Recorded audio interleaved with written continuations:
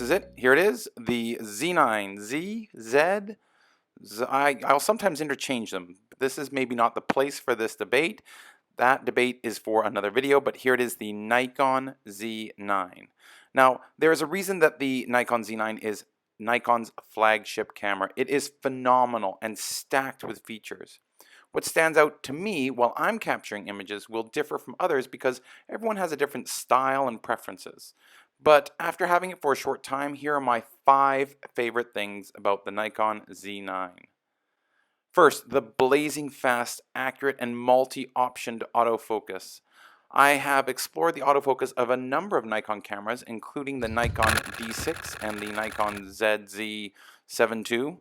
Of these two cameras, the D6 was better at focusing when there was a moving subject, and the Z7 II was better at eye detection autofocus. Now, the Z9 blows both of these cameras away. This is Nikon's first mirrorless camera with 3D tracking, and it is unbelievable. The Z9 autofocus is said to be 10 times faster than that of the Z7 II. And like the Z7 II, the Z9 has 493 autofocus points that can be set as single points or in groups, and it's really customizable. There are so many different options for autofocus that I actually haven't been able to do an in-depth exploration of them all yet. But I do have a few things that I am using a lot so far. The first is the single point autofocus, where I set the one autofocus point where I want it to focus. Once I have my focus point on my subject, I use dynamic autofocus, which stays with my subject. Check out how the focus point follows this large leaf moving around in the breeze. Now when there's a face, the dynamic autofocus quickly picks the eye out of your subject and stays with them even if they're moving quickly. This is absolutely fantastic, and it is definitely my favorite thing about the camera. The second thing about the Z9 is that it is highly customizable. Different photographers have different styles of capturing images based on so many different factors. I started with Nikon film cameras, so that affects my preferences.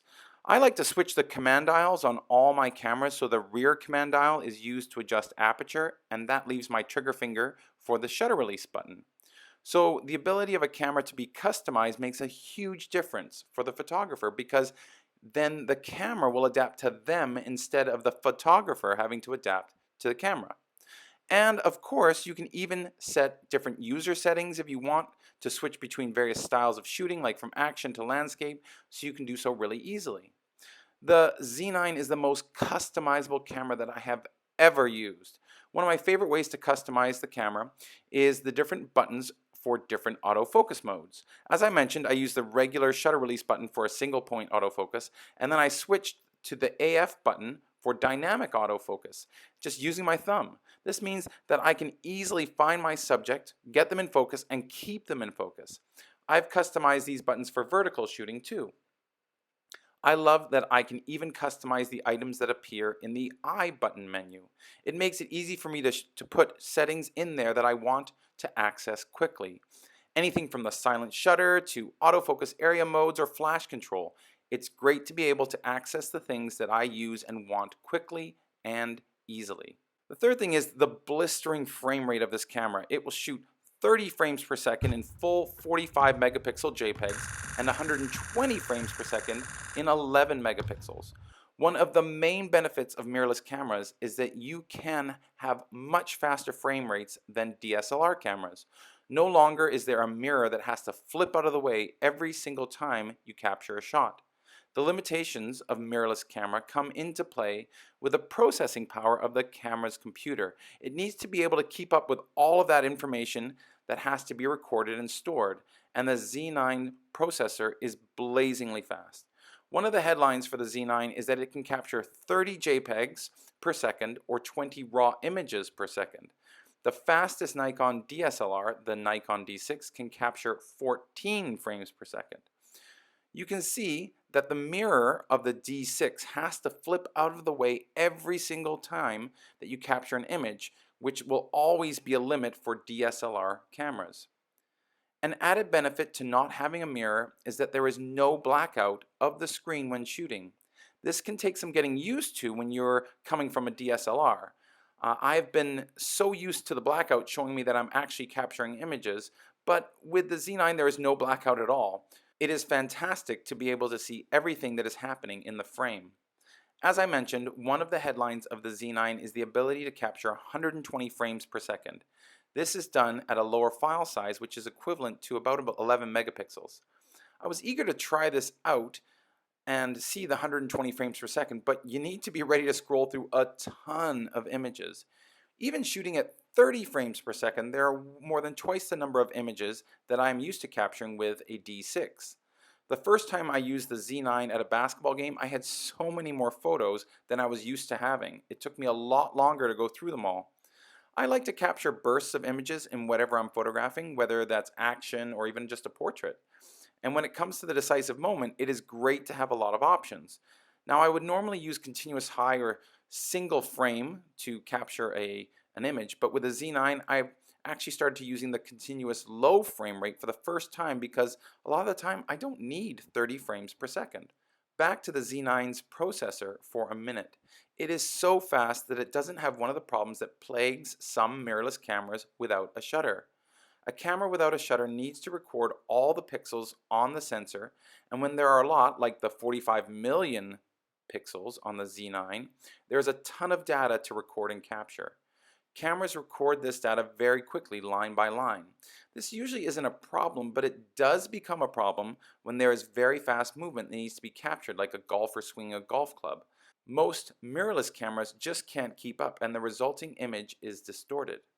The Z9's processor is incredibly quick, and it can record this data so fast so there is no distortion with really fast shutter speeds.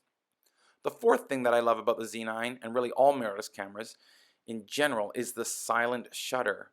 When I first used the silent shutter of the Z7 II, I fell in love with the quiet shooting. I can be quiet and discreet when capturing photos.